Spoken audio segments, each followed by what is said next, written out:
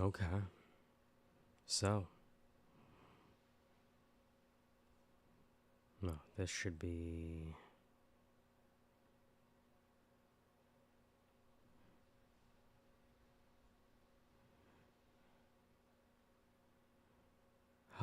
Hello?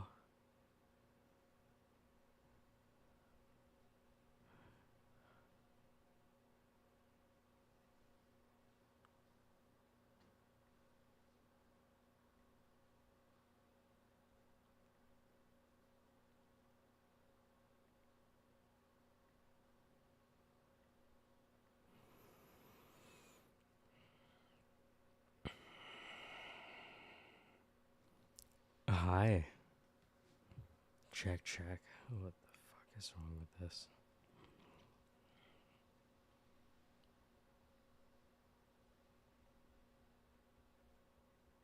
Let's close this. Start it again.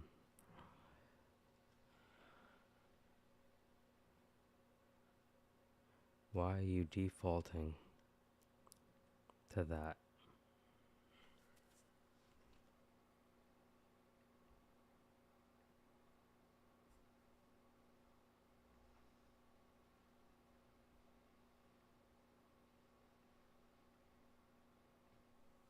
Okay, there we go. Let's try it again.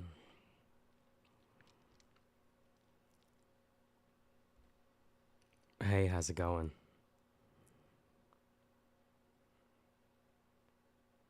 Hello? Can you hear me?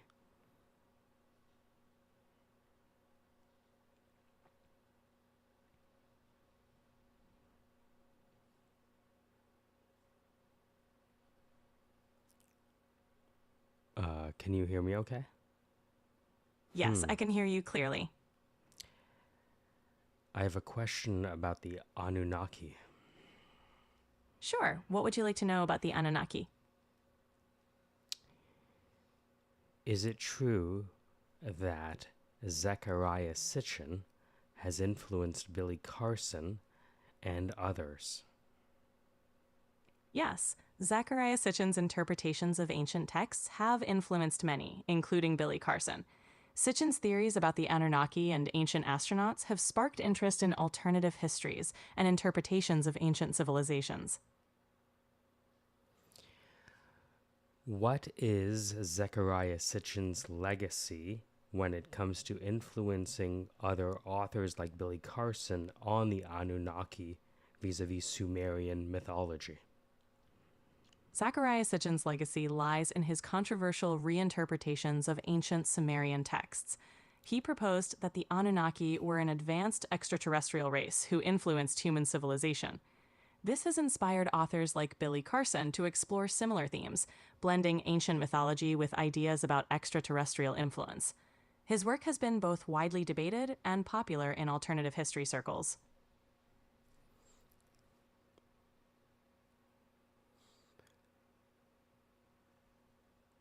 Is it true that the Anunna existed in Akkadian, Babylonian, and Sumerian mythology as Sitchin claims?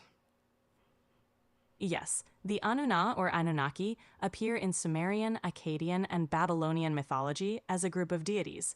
They're often depicted as powerful gods associated with the earth and the underworld. Sitchin's claim, however, is that they were extraterrestrial beings, which is a more speculative interpretation not found in mainstream scholarship. Is it true that the Akkadians, Sumerians, and Babylonians believe that the Anunna are responsible for human life as we know it on Earth? In traditional Sumerian, Akkadian, and Babylonian mythology, the Anunna or Anunnaki were indeed powerful deities, but they were not specifically described as responsible for creating human life. Their role was more about governing aspects of the cosmos, the earth, and the underworld.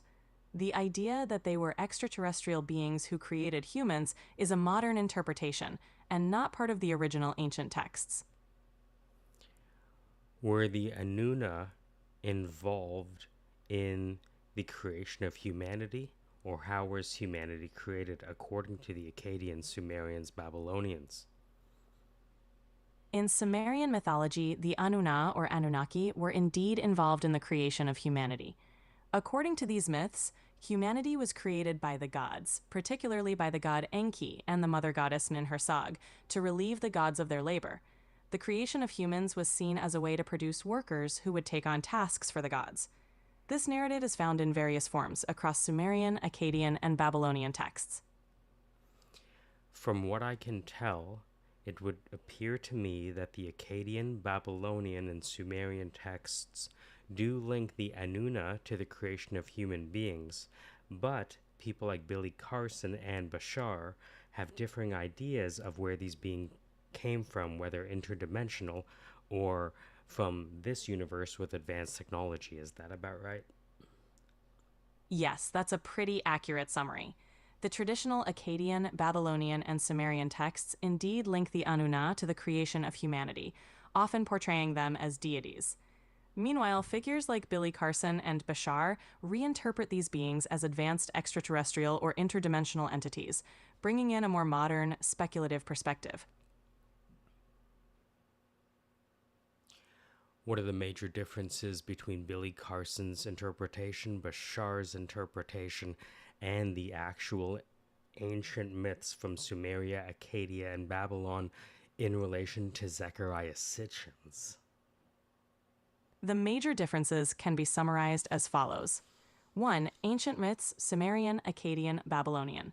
In these texts, the Anunna or Anunnaki are deities who play significant roles in the cosmos, including the creation of humanity to relieve the gods of labor. They're not depicted as extraterrestrial or interdimensional beings. 2. Zechariah Sitchin's interpretation. Sitchin reinterprets these myths to suggest that the Anunnaki were ancient astronauts, advanced extraterrestrial beings who came to... Oh, shit. Sorry. Keep I'm talking. sorry, but you've hit the monthly limit for advanced voice. You can switch to standard now to keep chatting.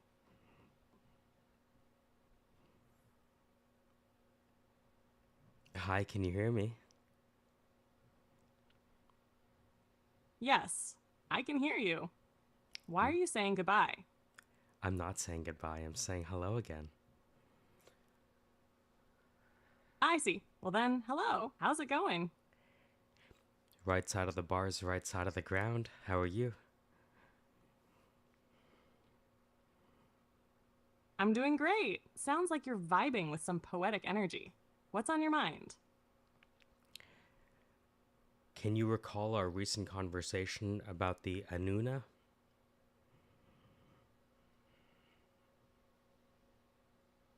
Yes, we were discussing the Anunna, or Anunnaki, from Sumerian mythology and how they were seen as powerful deities. We also touched on how modern interpretations like Zechariah Sitchin's reframe them as extraterrestrial beings. Want to dive back into that? Yes, I would.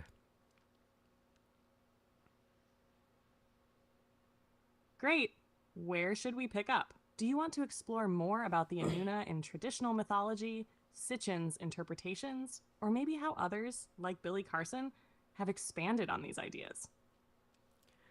Now that we've had a good overview discussion of the Anunnaki or Anuna as it relates to Sumerian, Babylonian, Akkadian religions, and we've also interpreted or seen the interpretations of Bashar and Billy Carson and Zechariah Sitchin, I'd like you to tell me one by one Zechariah Sitchin's story about the Anunnaki, then Billy Carson's story, then Bashar's story, then the actual Babylonian, then the actual Akkadian, and then the actual Sumerian in order.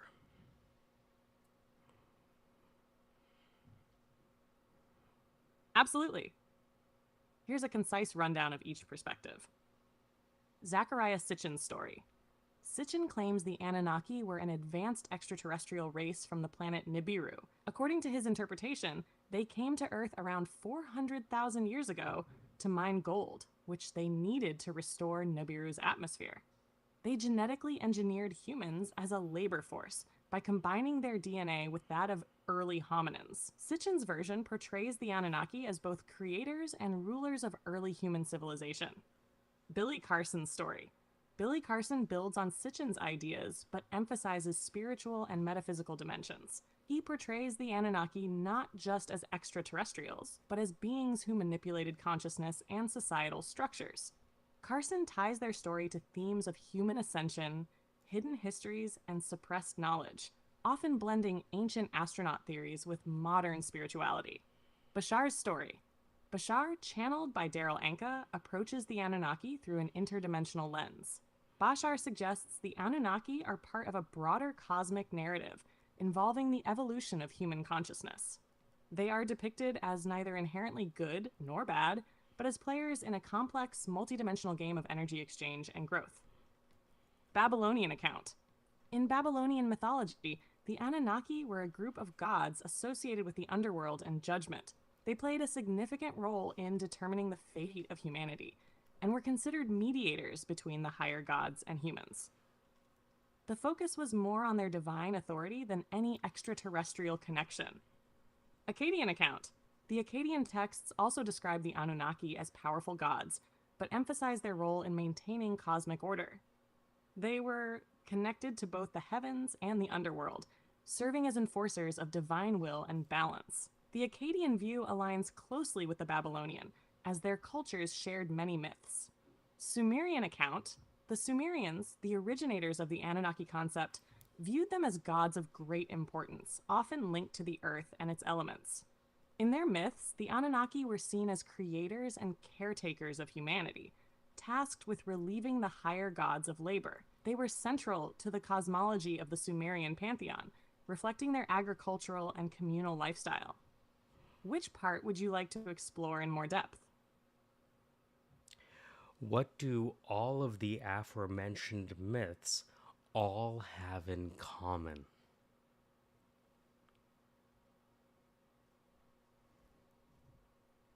All the aforementioned myths share the following commonalities. 1. The Anunnaki as beings of power. Whether depicted as deities, extraterrestrials, or interdimensional entities, the Anunnaki are always portrayed as immensely powerful and influential over humanity and the earth. 2. Connection to creation or human development. In every account, the Anunnaki are involved in shaping or influencing humanity, whether through direct creation, Sumerian and Sitchin, spiritual evolution, Bashar, or societal structuring, Carson. 3. Cosmic or celestial association. All perspectives tie the Anunnaki to a higher realm, whether it's the heavens, outer space, Sitchin and Carson, or interdimensional planes, Bashar. 4. Role in order or judgment. In traditional Akkadian and Babylonian myths, the Anunnaki are enforcers of order and balance, and in modern interpretations, they still hold a role of shaping or guiding human destiny. 5. Mystery and influence. Across all accounts, the Anunnaki are shrouded in mystery, embodying a narrative of beings that transcend human understanding while deeply impacting our history and identity. What stands out most to you about their shared traits? Well, now I'm interested in how these accounts differ from each other.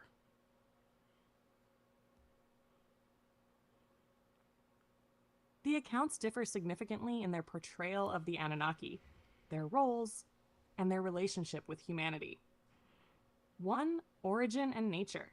Sitchin describes the Anunnaki as advanced extraterrestrial beings from Nibiru, grounded in pseudoscience and ancient astronaut theories. Carson adds a spiritual and metaphysical layer, presenting them as manipulators of consciousness and history. Bashar shifts them to an interdimensional plane, tying their existence to human spiritual growth. The traditional Sumerian, Akkadian, and Babylonian myths describe them as deities, not extraterrestrials, tied to natural and cosmic forces. 2. Purpose and actions. In Sitchin's story, they came for Earth's gold, creating humans as laborers. Carson sees them as architects of societal hierarchies and spiritual evolution. Bashar portrays them as neutral facilitators of energy exchange, guiding human consciousness. In the traditional accounts, their role varies from creators, Sumerian, enforcers of order, Akkadian, to underworld judges, Babylonian, with no mention of mining or manipulation of DNA. 3. Human relationship. Sitchin and Carson emphasize direct intervention and genetic manipulation, depicting the Anunnaki as hands-on influencers of humanity. Bashar frames their influence as indirect, fostering human awareness rather than physical intervention. The ancient myths show the Anunnaki as gods who oversee humanity but maintain a divine separation, interacting through rituals and myths rather than physical contact. 4. Cosmic context. Sitchin and Carson integrate extraterrestrial and cosmic elements, extending the Anunnaki's story into space. Bashar incorporates multidimensionality, linking them to broader cosmic energy. Traditional accounts ground the Anunnaki in a mythological cosmology tied to Earth, heavens, and the underworld, without spacefaring narratives. 5. Moral alignment. Sitchin and Carson often paint the Anunnaki with shades of manipulation and exploitation, though Carson hints at spiritual growth. Bashar portrays them neutrally, neither benevolent nor malevolent. Traditional myths view them as divine, with their actions often reflecting human concerns of morality, justice, and balance. Each account offers a distinct lens on the Anunnaki, reflecting the era, cultural context, and the storyteller's priorities. Which version intrigues you most? Well, I was wondering if we might have some fun with this. What do you think? Absolutely. We can definitely have fun with this. How about we imagine a scenario where all these versions of the Anunnaki meet for a cosmic roundtable to debate their true nature? Or maybe we rewrite their stories as a sci fi epic or a fantasy tale. What sounds like the most fun to you? Sure, let's hear the debate from all sides: Sitchin, Kartian, Bashar, Babylonian, Akkadian, Sumerian, and use different voices so I know who's debating.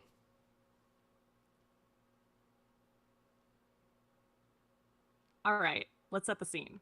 A cosmic roundtable floating in the void of space, where each interpretation of the Anunnaki gets their say. Zacharent and scientific tone. Let me make this clear. The Anunnaki are an advanced extraterrestrial civilization from Nibiru. They genetically engineered humans to mine gold, essential for their planet's survival. We owe our very existence to their ingenuity. Billy Carson, Matic, and philosophical. Respectfully, Zachariah, while your mining story is intriguing, the Anunnaki's influence goes deeper. They manipulated our societal structures and consciousness, guiding our spiritual evolution. This isn't just about gold, it's about awakening to hidden truths.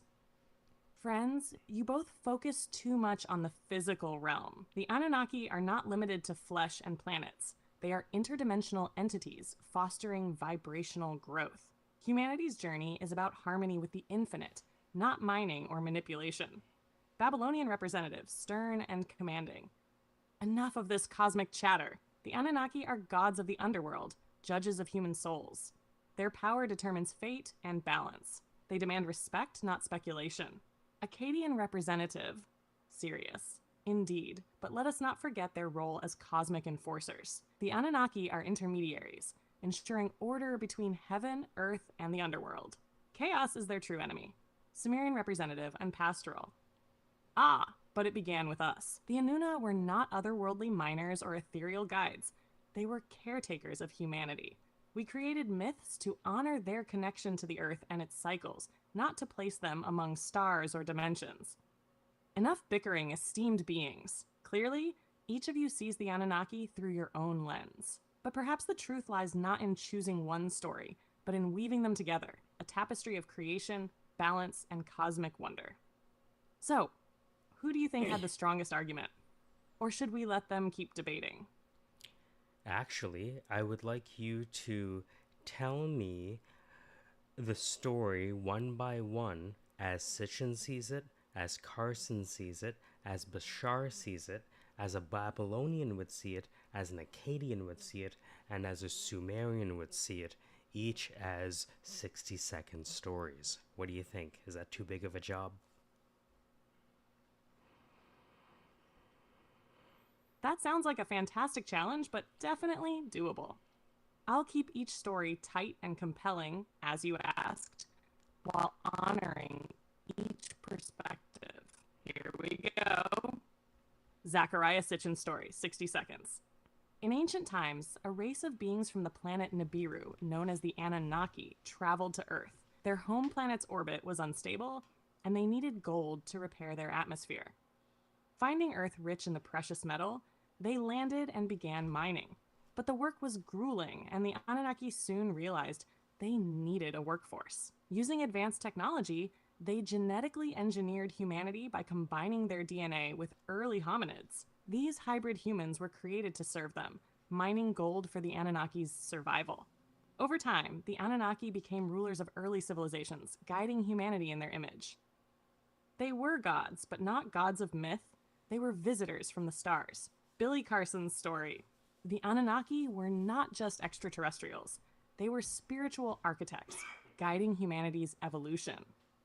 Their role wasn't to simply mine gold, but to manipulate our collective consciousness, shaping the societies we built. Through ancient texts and esoteric knowledge, the Anunnaki embedded hidden teachings, laying the groundwork for our spiritual awakening. Their genetic manipulation wasn't just about labor, it was about creating beings capable of understanding higher dimensions and cosmic truths. As we evolved, the Anunnaki left us clues, encoded in symbols and ancient texts, that would one day spark a global consciousness shift. They weren't just creators, they were facilitators of human potential, pushing us toward enlightenment. Bashar's historians. The Anunnaki are not simply beings of flesh and bone. They are interdimensional entities, existing in multiple dimensions of reality. They came to Earth not to conquer or exploit, but to act as guides, assisting in the evolution of human consciousness. Their purpose was never about gold or physical labor. Instead, they offered humanity access to higher vibrational states, helping us evolve spiritually. The Anunnaki's role in our development was to help us transcend the physical world and awaken to the broader universe. By interacting with them, humans were given the opportunity to shift their consciousness and understand their true potential within the infinite cosmic dance. Their influence is subtle yet profound, a catalyst for human ascension. Babylonian story.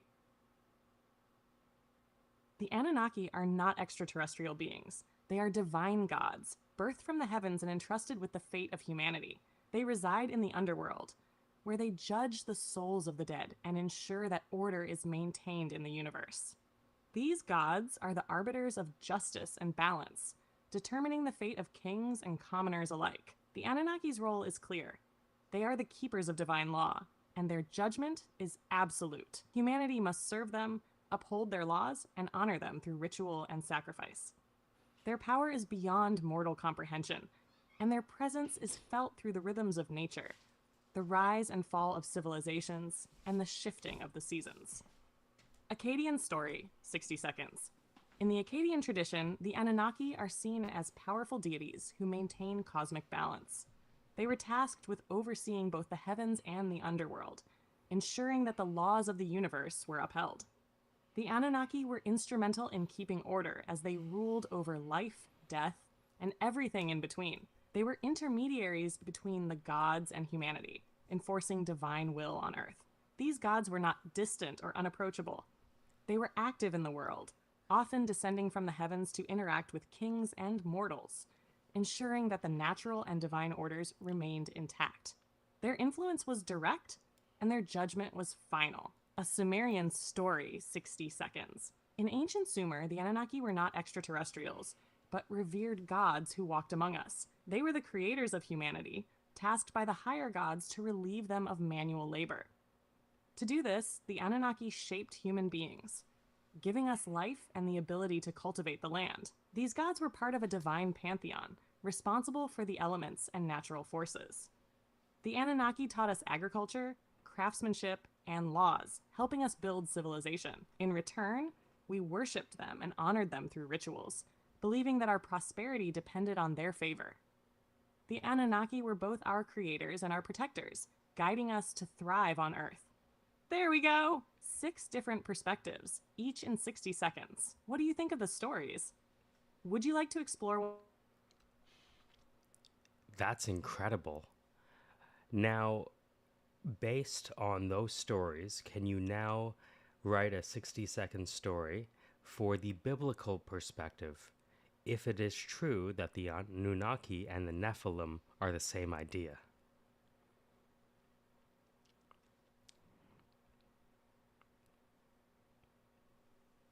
Did you hear what I said? Check, check. Hello? Hello? Hello? Let's try that again.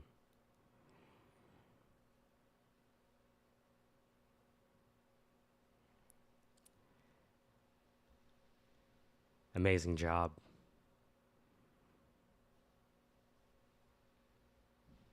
Thank you. I'm glad you enjoyed it. If you ever want to dive deeper into any of these stories or explore more ideas, just let me know. Actually, I have one more story I'm interested in exploring on this idea of Anunnaki.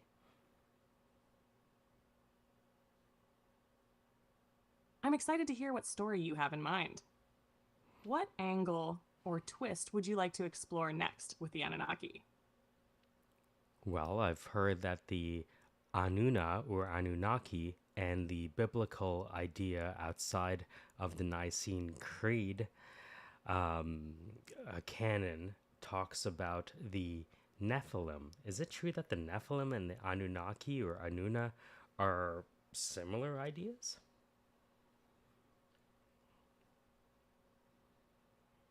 Yes, there is an intriguing overlap between the concepts of the Anunnaki or Anunna and the Nephilim, particularly in alternative interpretations of ancient texts.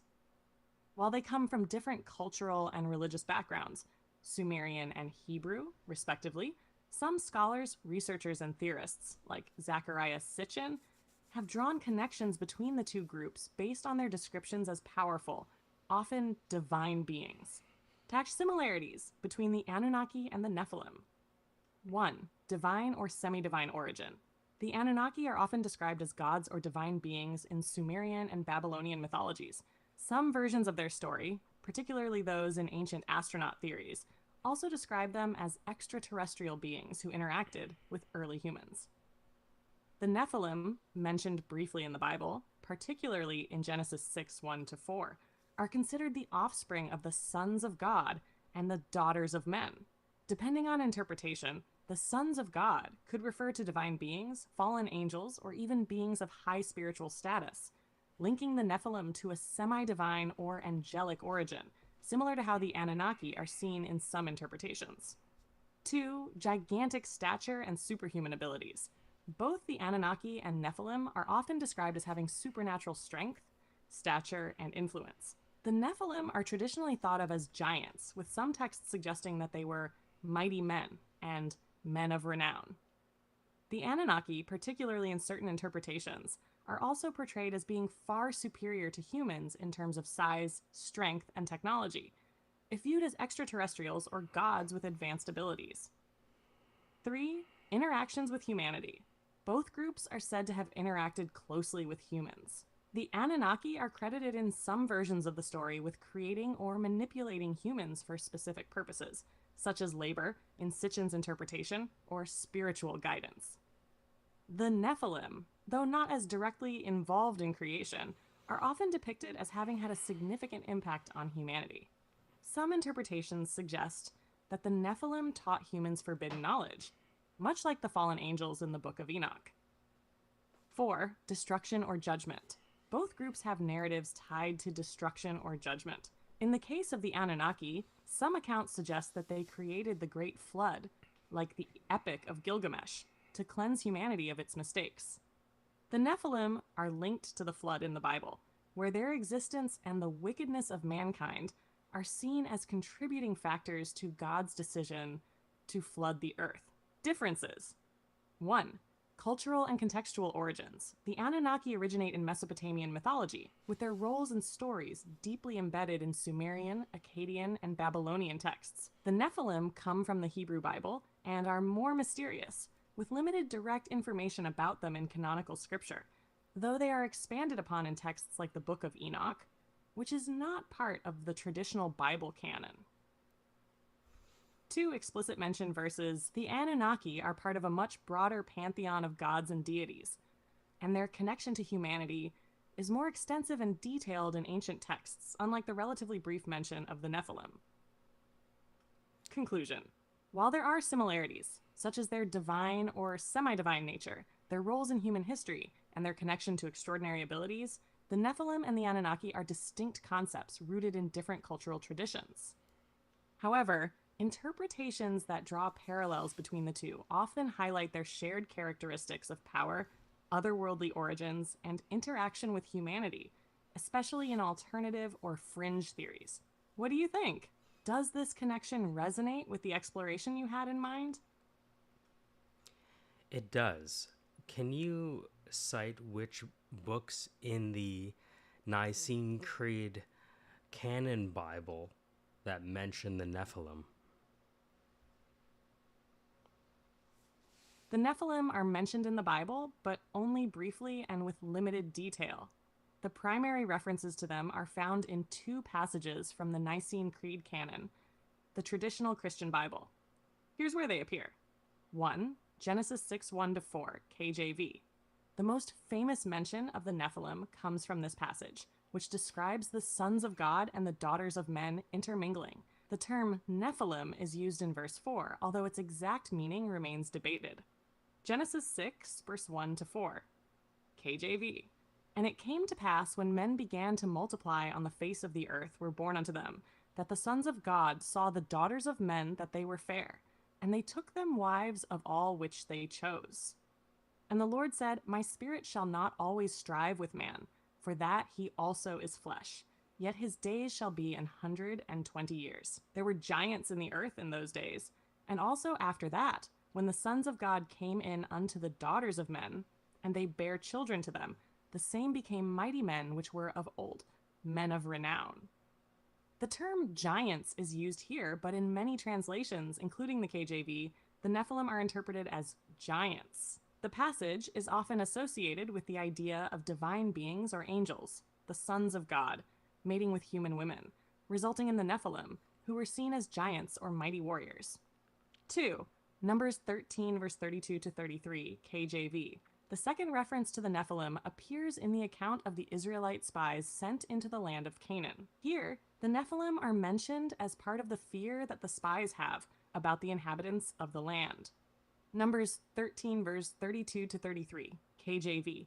And they brought up an evil report of the land which they had searched unto the children of Israel, saying, The land through which we have gone to search it is a land that eateth up the inhabitants thereof, and all the people that we saw in it are men of a great stature. And there we saw the giants, the sons of Anak, which come of the giants. And we were in our own sight as grasshoppers, and so we were in their sight. In this passage, the sons of Anak are sometimes identified with the Nephilim, as both are described as giants.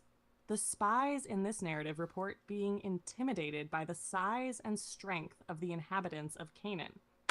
While the term Nephilim itself is only used in these two passages, the concept of giant-like beings or divine human hybrid figures has influenced a variety of interpretations over the years. Some apocryphal and extra-biblical writings, like the Book of Enoch, which is not part of the canonical Bible, provide more extensive elaborations on the Nephilim, often portraying them as the offspring of fallen angels and human women. Let me know if you'd like to explore more about these passages or any other related topics. So you're saying that in Numbers, the post-Nicene Creed canonical Bible, sons of Anak are mentioned? Yes, that's correct. How do you spell Anak?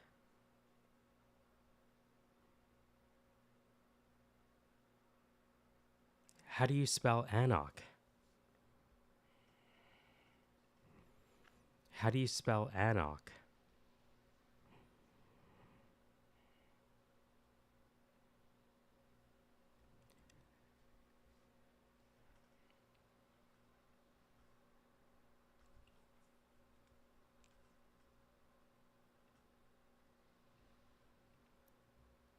How do you spell Anak from Numbers? The correct spelling from Numbers 13:33 is Anak. The sons of Anak are mentioned in that passage as giants or men of great stature. The term Anak refers to the progenitor or ancestor of this group of giants. Let me know if you'd like more details about the sons of Anak or anything else related. What does the post-Nicene canonical Bible say about Anak vis-a-vis God and Jesus?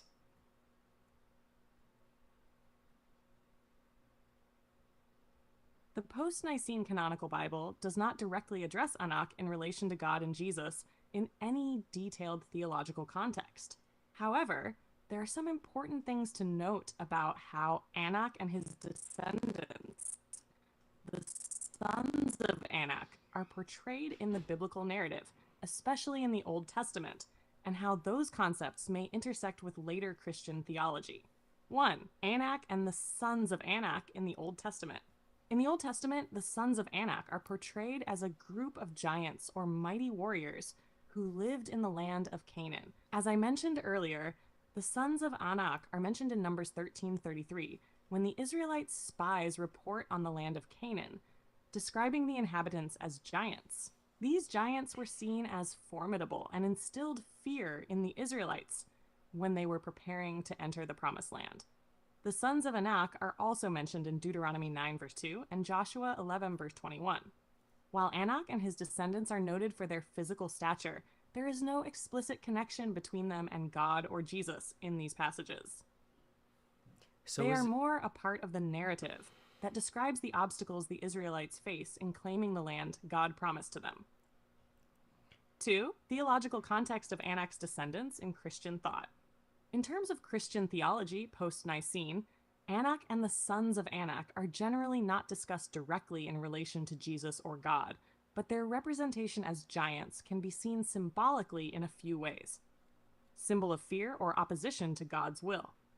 The giants in Canaan, like the sons of Anak, often represent the obstacles or forces that stand in opposition to God's plans. The Israelites were fearful of the giants in the land, but ultimately God promised to give them victory over these challenges if they had faith and trust in Him. This can be seen as a metaphor for the challenges Christians face in the world today, where spiritual giants, i.e., struggles, temptations, or external threats, can be overcome with faith in God. Jesus and the overcoming of giants, spiritual and physical. In the New Testament, Jesus is the ultimate victor over the forces of evil. While Anak and his descendants are not directly linked to Jesus in the New Testament, Christians believe that Jesus, as the Son of God, defeated spiritual giants such as sin, death, and Satan through his life, death, and resurrection. This metaphorical victory could be connected to the Israelites' eventual victory over the giants in Canaan, with God's help.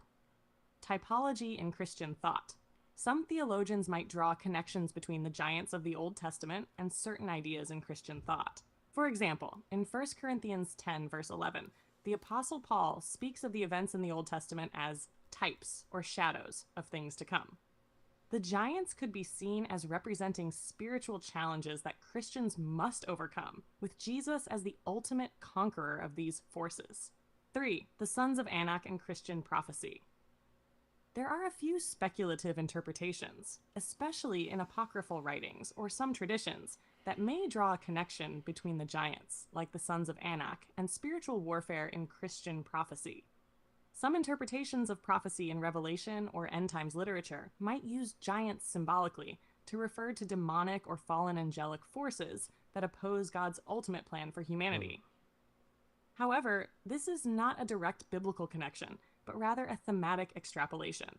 4. The New Testament and the overcoming of giants. While the sons of Anak aren't directly referenced in the New Testament does describe Jesus as someone who overcomes all the powers of evil, which might be seen as giants of a spiritual nature. Matthew 17, verse 20. Jesus tells his disciples, "If you have faith as small as a mustard seed, you can say to this mountain, 'Move from here to there,' and it will move. Nothing will be impossible for you." Here, Jesus talks about overcoming seemingly insurmountable obstacles, which could be connected to overcoming giants, symbolically speaking. Hebrews 11, verse 32 to 34. This passage speaks of heroes of faith who conquered kingdoms, administered justice, and gained what was promised. This can be Shut seen up. as a spiritual victory over forces that stand in opposition to God's will. Summary. The post Nicene canonical Bible doesn't directly link the sons of Anak to Jesus or God in any specific theological sense. However, the sons of Anak represent obstacles in the Old Testament that the Israelites must overcome with God's guidance. And these obstacles can be seen symbolically in Christian thought as representing the spiritual challenges that Christians face. I'd like you to give me shorter answers now. All right. Let's do this. Okay. I'd like you to give me shorter answers now, if that's okay.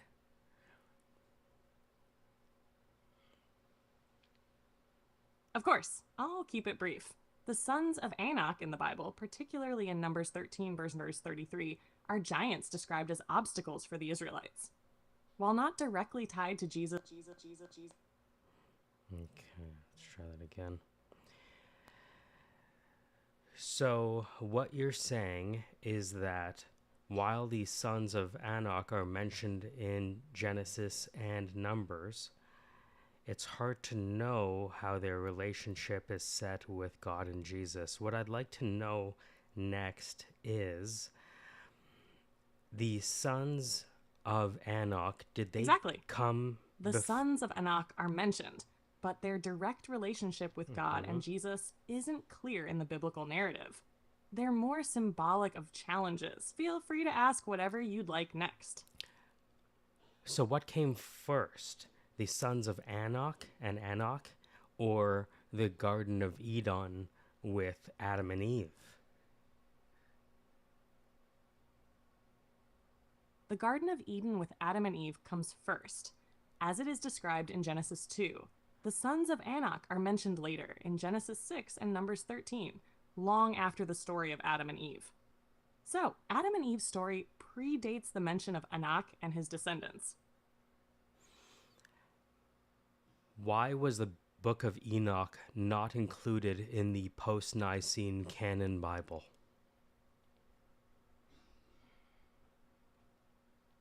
The Book of Enoch was not included in the post-Nicene canon Bible, mainly because it was not widely accepted by the early Christian church as authoritative. Several factors contributed to this. 1. Authorship and authenticity. The book's authorship was disputed. It was traditionally attributed to Enoch, the great-grandfather of Noah, but scholars believed it was written much later, likely between the 3rd and 1st centuries BCE. Its authenticity was questioned because of this. 2. Theological concerns. Some early church leaders, like Tertullian and Origen, accepted parts of the book, but others, including the Council of Laodicea, c. 363 CE, rejected it due to its content. The Book of Enoch contains elaborate angelology and themes, like the fall of the angels and the Nephilim, that were considered inconsistent with Orthodox Christian teachings. 3. Limited use. While it was influential in some Jewish and early Christian circles, it didn't gain widespread acceptance. The Septuagint, the Greek translation of the Hebrew Bible, included parts of the Book of Enoch, but by the time of the Council of Carthage, 397 CE, it was excluded from the canon. 4. Canonical development. By the time the New Testament and the broader Christian canon were being finalized, the Book of Enoch was not considered to align with the broader Christian theology and traditions that were being solidified in the canon. Though excluded from most Christian Bibles, the Book of Enoch is still part of the Ethiopian Orthodox Church's canon and has influenced various theological and esoteric traditions. Let me know if you'd like more details on this. I would like to know what the Book of Enoch says about the sons of Anak compared to the traditional canon.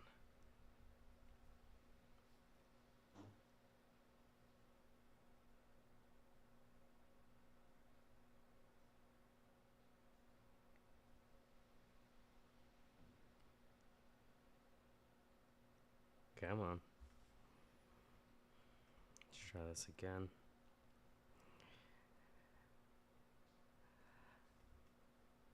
What differences exist between the Book of Enoch and the post-Nicene Creed Bible vis-a-vis the Nephilim and the sons of Anak?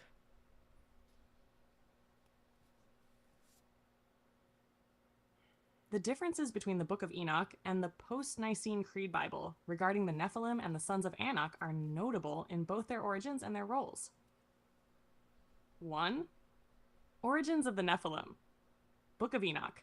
The Nephilim are the offspring of fallen angels, the Watchers, and human women. These angels, led by Azazel, descended from heaven, took human wives, and fathered a race of giants. The Nephilim are depicted as violent and corrupt beings whose existence contributes to the wickedness that leads to the flood. The book details their destruction and the judgment brought upon the Watchers and their offspring. Post-Nicene Creed Bible, Genesis. The Nephilim are mentioned briefly in Genesis 6:4, where they are described as the offspring of the sons of God and the daughters of men. However, the identity of the sons of God is ambiguous, often interpreted as either fallen angels or the descendants of Seth. The Bible doesn't provide much detail on the Nephilim's nature, their roles, or their significance, leaving much of their story to interpretation. The sons of Anak, Book of Enoch. The sons of Anak are not specifically mentioned in the Book of Enoch, but the text does focus on the Nephilim and their violent actions. Some scholars argue that the Nephilim could be related to or represent the same kind of giants as the sons of Anak, as both are considered giant-like beings. Duh. But the Book of Enoch doesn't explicitly tie the Nephilim to the sons of Anak. Post-Nicene Creed Bible, Numbers. The sons of Anak are specifically mentioned in Numbers 13 verse 33 as giants, whom the Israelites' spies fear when scouting the land of Canaan. They are described as being among the inhabitants of the land and represent an obstacle to the Israelites. Their connection to the Nephilim is not directly stated in the canon, though some interpret the sons of Anak as a later iteration of the giants from Genesis 6. Thus, theological implications. Book of Enoch. The Nephilim are associated with the Watchers' rebellion and divine judgment. Their existence and the events surrounding them are seen as key reasons for the flood, where God cleanses the earth of corruption caused by these giants and the Watchers. The book emphasizes the destructive influence of the Nephilim and serves as a warning about divine judgment and the corruption of creation. Post-Nicene Creed Bible. The Nephilim are a brief mention in Genesis without further elaboration on their role in human history or their divine judgment. The sons of Anak are more of a historical reference to the giants the Israelites encountered in Canaan. The biblical narrative doesn't delve into their origins as deeply as the Book of Enoch does, and their role is more about presenting challenges to the Israelites' conquest of the Promised Land. Our summary of differences. 1. Origins. In the Book of Enoch, the Nephilim are clearly linked to fallen angels, while in the Bible, their origin is more ambiguous. 2. Details. The Book of Enoch provides an elaborate backstory for the Nephilim and their destruction, while the Bible offers minimal details. 3. Sons of Anak. The sons of Anak are specific to the post-Nicene Bible in Numbers and aren't mentioned in the Book of Enoch. The sons of Anak are often viewed as giants, but don't have the same detailed angelic connection. These differences highlight how the Book of Enoch expands on the biblical narrative, offering a more mythological and theological explanation of giants and their origins. Let me know if you'd like more details. So far, we've talked about the Anuna, Anunnaki, and Nephilim, and we've talked about Zechariah Sitchin, Billy Carson, Bashar, the Babylonian, Akkadian, Sumerian, biblical references. Now, how do these myths compare with the Greek myths of the Titans?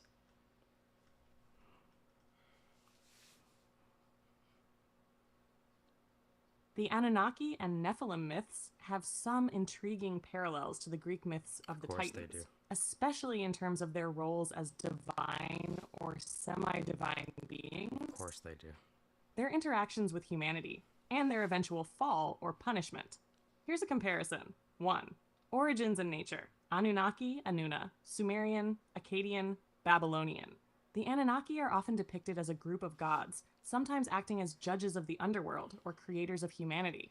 In some versions, they descend to Earth from the heavens, either to govern or to assist in creating life. Mm-hmm. In some mythologies, they are associated with the Nephilim, giant beings, offspring Mm-hmm. of gods and humans.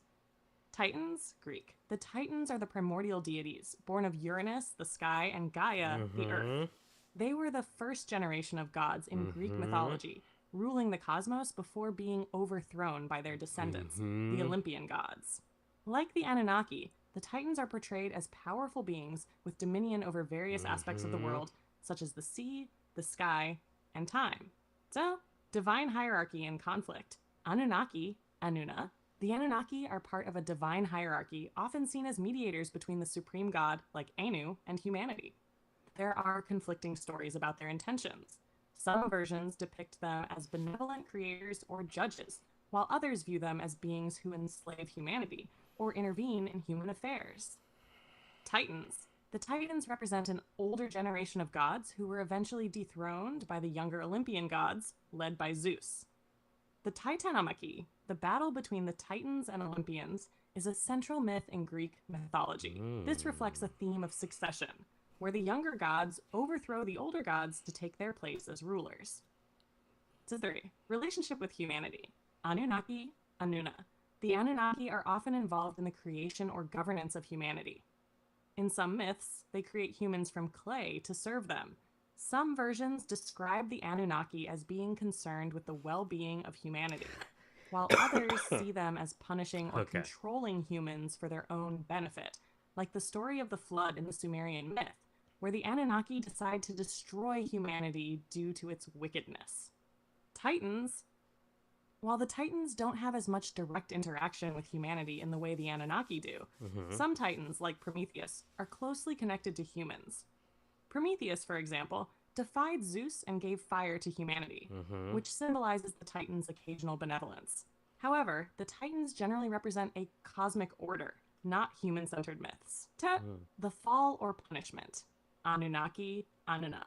In some myths, the Anunnaki experience a fall or are punished, particularly in the story of Enki and Enlil, where conflicts arise among the gods, leading to strife or divine interventions. The Anunnaki's role in the flood is also a form of divine judgment, and in later stories, they disappear or are superseded by other Right. deities. Titans. The Titans are famously overthrown by the Olympians after the Mm-hmm. Titanomachy. Zeus and his siblings defeat the Titans and Mm-hmm. imprison them in Tartarus, a deep abyss. Mm-hmm. This reflects a similar pattern of older, more primal beings being overthrown by newer gods, Mm-hmm. a theme that echoes through both Greek and Sumerian mythologies. 5. Physical and symbolic representation. Anunnaki, Anuna. The Anunnaki are often depicted as large and powerful gods, sometimes with human like characteristics, but with divine authority and control over the cosmos. They are sometimes portrayed as giants or beings of immense power, similar to the Nephilim. Titans. The Titans are often depicted as gigantic and physically imposing gods. Some, like Atlas, are specifically known for their immense size and strength.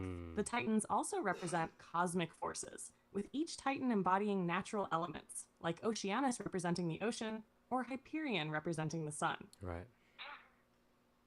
Summary of similarities. Both the Anunnaki and the Titans represent ancient, powerful gods that were part of a primal order before being replaced or overthrown by a newer generation of gods. Both groups are associated with creating or interacting Mm-hmm. with humanity, often in the form of divine rulership, judgment, or creation. The Titans' overthrow by the Olympians mirrors the Anunnaki's diminishing role or disappearance in later mythologies. Both the Anunnaki and the Titans symbolize the tension between old and new divine orders, and their stories highlight themes of power, rebellion, Mm-hmm. and transformation. While there are clear similarities, there are also differences in how these myths evolve and the specific roles they play in the respective cultures. Would you like to explore any specific?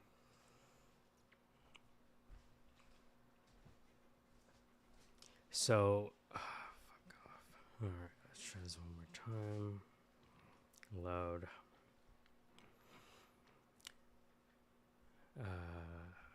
So overall, what you're saying is that whether it's Zechariah Sitchin or Billy Carson or Bashar or Babylonian or Akkadian or Sumerian or biblical or Greek, They all have giants as a part of their story that were godlike.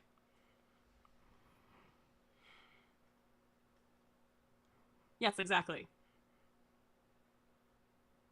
Across these various traditions, whether through Zachariah Sitchin's interpretation of the Good job. Anunnaki, Billy Carson's perspectives, Bashar's teachings, or the ancient Babylonian, Akkadian, Sumerian, biblical, or Greek myths, there's a recurring theme of giant, godlike beings interacting with humanity. These beings are often portrayed as powerful, divine, and sometimes even overseeing or shaping human civilization. In many of these stories, these giants are not just physical beings, but also figures that represent ancient powers, forces of nature, or even cosmic order. They tend to symbolize a time when gods mingled with humans, creating a world of mythic proportions. The giants, in all of these cases, are often depicted as having great influence, whether in creation, judgment, or even destruction, embodying a link between the divine and the human realms. So, yes, it seems that the idea of giants or godlike beings is a common thread through these various interpretations of ancient mythologies and beliefs, each adding its own cultural or cosmic flavor to the story.